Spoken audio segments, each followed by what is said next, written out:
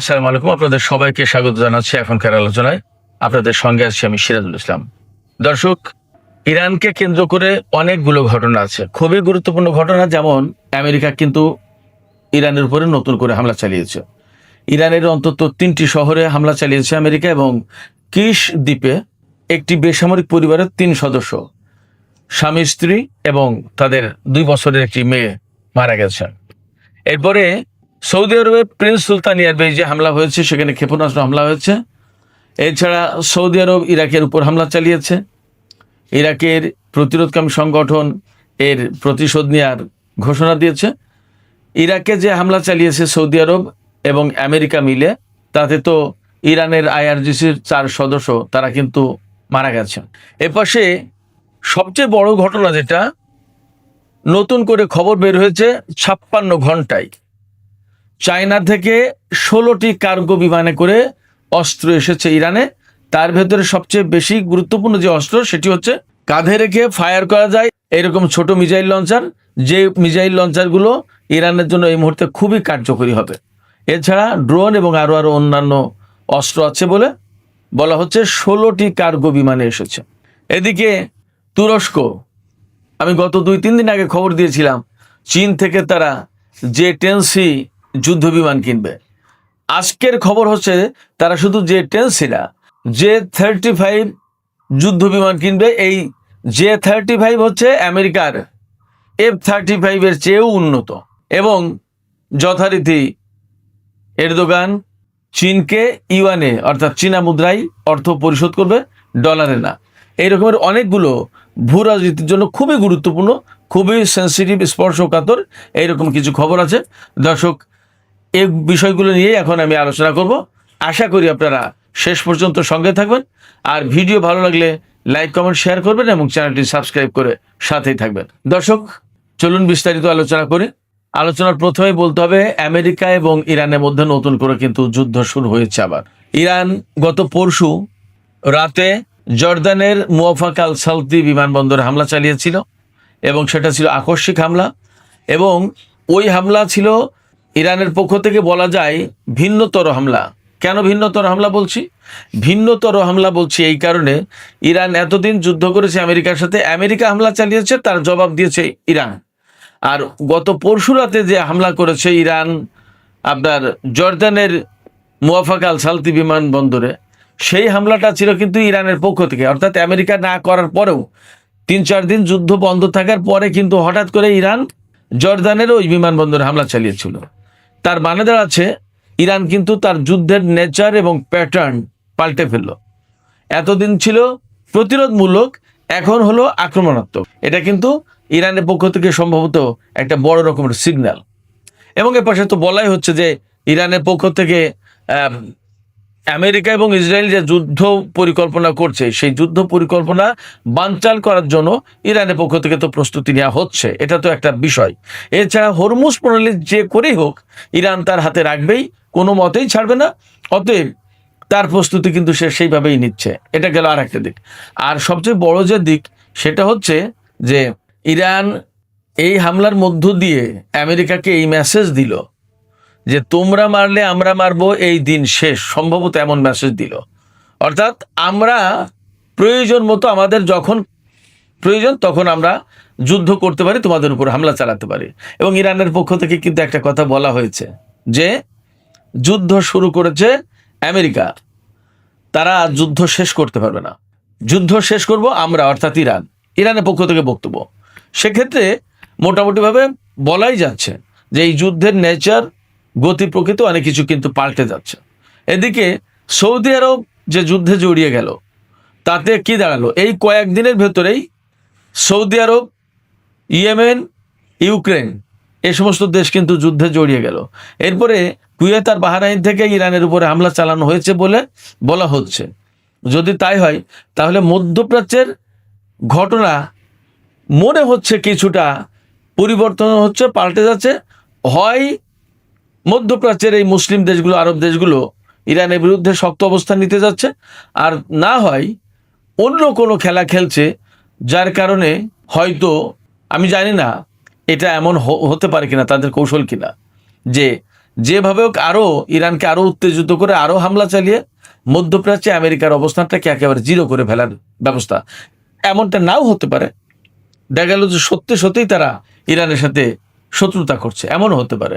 আবার এমন ব্যাখ্যাও আছে, আমি নিজে একদিন বলেছিলাম যে হরমুজ প্রণালী বন্ধের পাশাপাশি বাব আল মানদেব প্রণালী বন্ধ করে দিয়ে আমেরিকাকে প্রচন্ড রকমের চাপে ফেলে আরো যুদ্ধের ভেতরে ফেলে আমেরিকার এই অঞ্চলের অর্থাৎ মধ্যপ্রাচ্য অঞ্চলের যত ঘাঁটি আছে সমস্ত সবগুলোকে একেবারে তছনছ করে দেওয়ার ব্যবস্থা করে এই অঞ্চল থেকে তারা হয়তো সবাই মিলে বিদায় দিতে চাচ্ছে।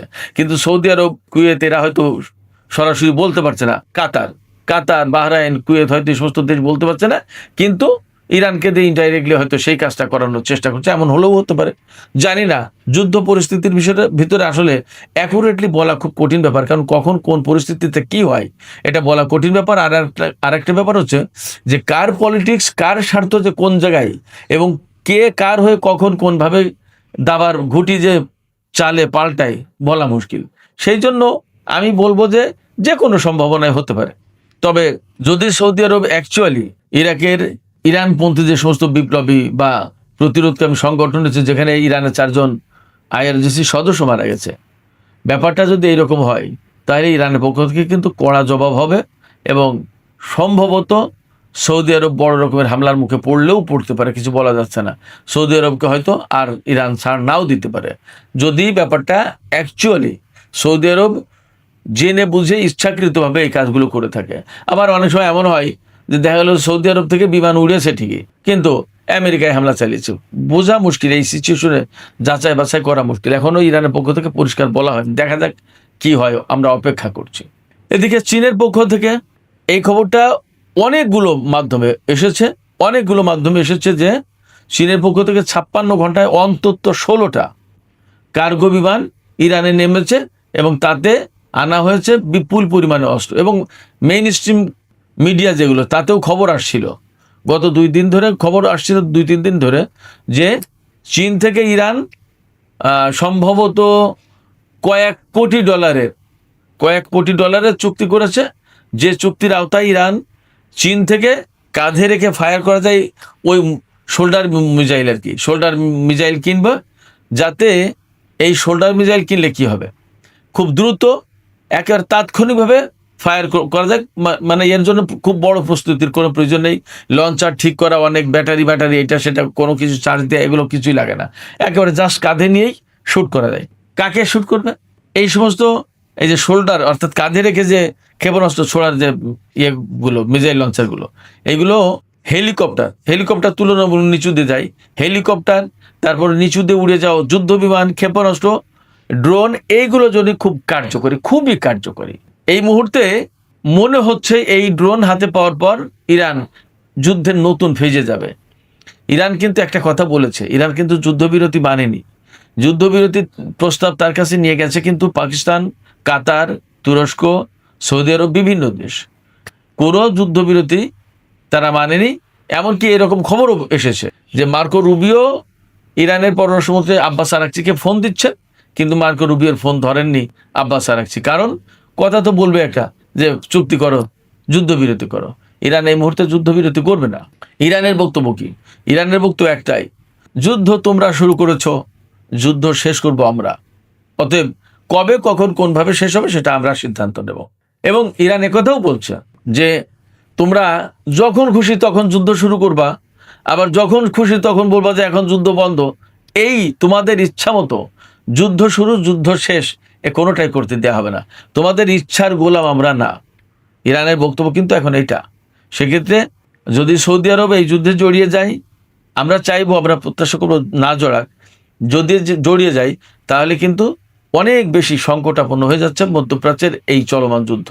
কারণ ওপাশে ইউক্রেন জড়িয়ে গেল বা ইরানের জাহাজে হামলা চালিয়েছে, যদিও তারা পরে বলছে যে আমরা এই ধরনের কাজ আর করবো না, এই ধরনের হামলা করবো, তোমরা প্লিজ এই কোনো প্রতিশোধে যেও না, ইরানকে তারা সুপারিশ করছে। বাট দেখা যাক কি হয়। তো যদি যুদ্ধে জড়িয়ে যায় সৌদি আরব, তাহলে ইউক্রেন, সৌদি আরব, এপাশে কুয়েত, বাহরাইন, ওপাশে ইয়েমেন জড়িয়ে গেল, অনেক বড় বড় ঘটনা আছে।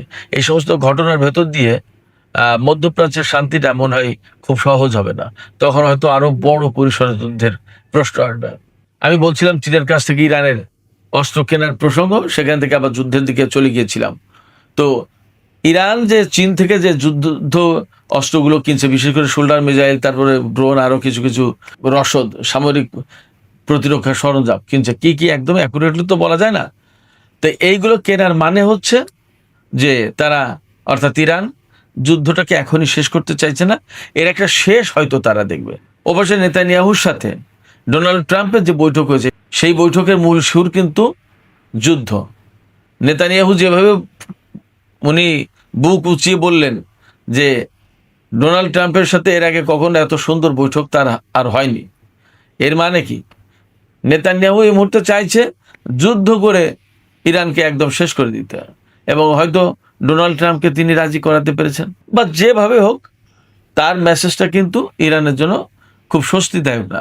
তো যখন স্বস্তিদায়ক না, এবং ইসরায়েল কিন্তু বারবার যুদ্ধের জন্য মানে পাকিয়ে বেড়াচ্ছে, ঘুরে বেড়াচ্ছে যে কবে কখন কোন ফাঁকে যুদ্ধ শুরু করতে পারবো। তো ইসরায়েলের এই যে যুদ্ধের যে চিন্তাটা, এই চিন্তার অবসান ঘটিয়ে দিতে চায় ইরান। তার মানে নতুন করে যদি আমেরিকা এবং ইসরায়েল ইরানের উপর হামলা চালায়, আজকে তো হামলা হয়েও গেল, তাতে মনে হচ্ছে এই যুদ্ধ অনেক প্রলম্বিত হবে, এবং এই যুদ্ধই সম্ভবত চূড়ান্ত যুদ্ধের দিকে যাচ্ছে। ইরান এখনই আমেরিকার সাথে মীমাংসা করবে না, হয়তো সামরিক উপায়েই ফয়সালা হবে। সুপ্রিয় দর্শক, এর পাশে আমি শিরোনামের দিকে বলেছিলাম যে তুরস্ক চীনের কাছ থেকে শুধু J-10 না, J-35 পঞ্চম প্রজন্মের বিমান কিনবে। এই বিমান আমেরিকার যে F-35 যে যুদ্ধ বিমান, তার চেয়েও কার্যকর এবং আধুনিক। এবং চীন তো এখন প্রযুক্তিতে কোথায় চলে গেছে এবং কতটুকু কি, এটা আমার চেয়ে আপনারা সবাই হয়তো বেশি জানেন। অতএব চীনের যে J-10C বিমান, ভারতের বিরুদ্ধে যুদ্ধে চীন দেখিয়েছিল এর কার্যকারিতা, সেই J-10C বিমান শুধু কিনবে না, J-35 চীনের হাতে সবচেয়ে আধুনিক যে বিমানটা, সেই বিমানও কিনবে তুরস্ক, এমন খবরই পাওয়া যাচ্ছে। এবং বলা হচ্ছে যে তুরস্ক চীনকে এই বিমান কেনা বাবদ যে অর্থ দেবে, সেই অর্থ দেবে ডলারে না, ইউয়ানে, চীনা মুদ্রায়।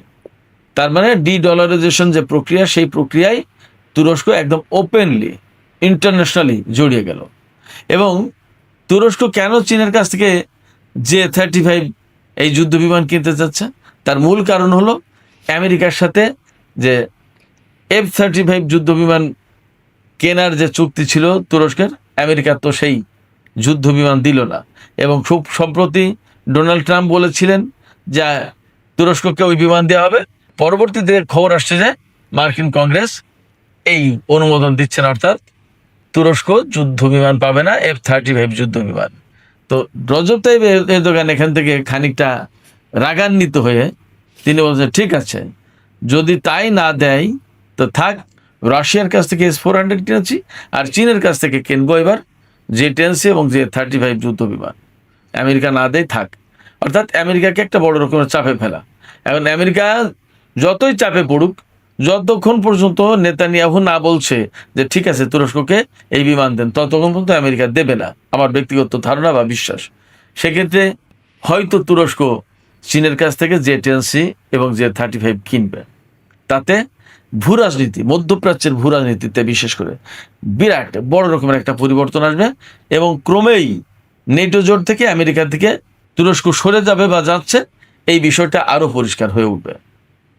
সুপ্রিয় দর্শক, আমি আলোচনা শেষ করবো। আলোচনা শেষের আগে এইটুকু বলি যে এই যে নতুন করে যুদ্ধ শুরু হলো, সৌদি আরবের উপর হামলা, প্রিন্স সুলতান এয়ারবেজে হামলা, এবং ইরানের উপর হামলা, তারপরে জর্দানে হামলা, ইরাকে হামলা, ইয়েমেন যুদ্ধে জড়িয়ে গেল। এই যে যুদ্ধের পরিধি বাড়ছে, এতে কিন্তু নতুন করে তেলের দাম আবার বেড়েছে, এবং আবার $100 কাছাকাছি চলে গেছে তেলের দাম।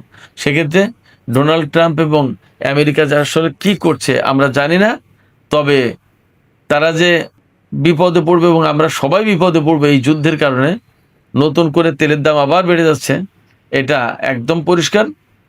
এই জায়গা থেকে আমি ব্যক্তিগতভাবে মনে করি যে আমেরিকার অবশ্যই সরে আসা উচিত, এই যুদ্ধ বন্ধের জন্য যা করা উচিত তাই করতে হবে। অহেতুক ইরানের সাথে ঝগড়া বাঁধিয়ে বা ঝগড়া বাড়িয়ে লাভ নেই। তো সুপ্রিয় দর্শক, এখনকার আলোচনা এখানে শেষ করতে চাইছি। আলোচনা শেষের আগে আমি আপনাদের কাছে একটা প্রশ্ন করতে চাই তুরস্কের ব্যাপারে। আমরা তো সবাই দেখছি যে তুরস্ক মোটামুটি চীনের কাছ থেকে এই যুদ্ধ বিমান কেনার চেষ্টা করছে, যে 10C বা যে 35, এমন খবর কিন্তু এখন যথেষ্ট তো সুপ্রিয় দর্শক, আমরা তো দেখতে পাচ্ছি বা বিভিন্ন মাধ্যমে খবর কিন্তু আসছে যে তুরস্ক চীনের কাছ থেকে যে 10C এবং যে 35 যুদ্ধ বিমান কিনতে চায়। যদি এই যুদ্ধ বিমান কেনে তাহলে মধ্যপ্রাচ্যে একটা বড় রকমের পরিবর্তন হয়ে গেল বলে মনে করা হবে। আপনারা কি মনে করছেন যে আসলে এর মধ্য দিয়ে ভূ রাজনীতিতে একটা বড় পরিবর্তন ঘটে যাবে? আপনাদের মতামত জানিয়ে কমেন্টে লিখতে পারেন। আর ভিডিও ভালো লাগলে লাইক, কমেন্ট, শেয়ার করবেন এবং চ্যানেলটি সাবস্ক্রাইব করে সাথেই থাকবেন।